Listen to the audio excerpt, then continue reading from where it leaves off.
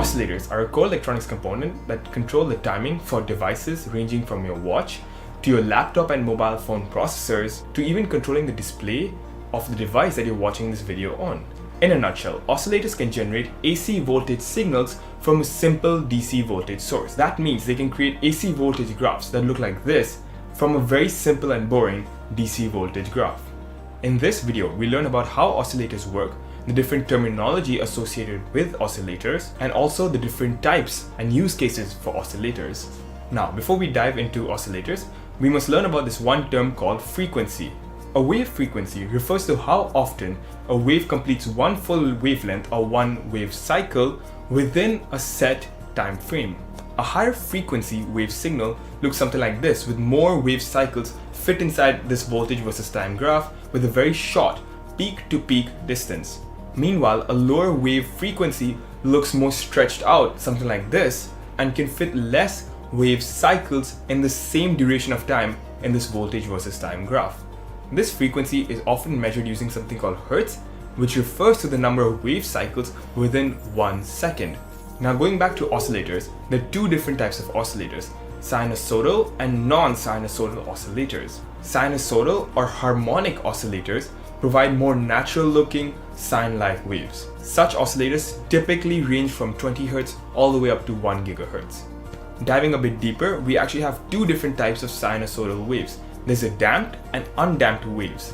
Now, undamped waves look something like this, where the amplitude or the height of your wave signal stays the same, whereas damped wave signals look something like this, where the amplitude or the height of the wave becomes shorter as time goes on due to some power loss.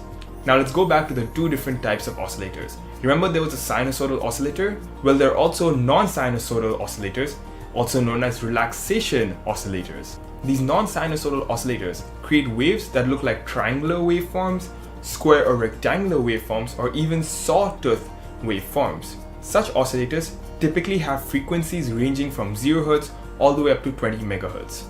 Next, let's talk about how oscillators are used in different circuits. We'll start with the LC or RF oscillator configuration that gets its name from the capacitor and inductor used. These oscillators are known for very high frequency waves. These oscillators are often used in radio receivers, where you can tune these oscillators to selectively amplify the frequency that you want to listen to without much noise from other frequencies. This tuning can be done by adjusting either the inductor or the capacitor within this oscillator circuit.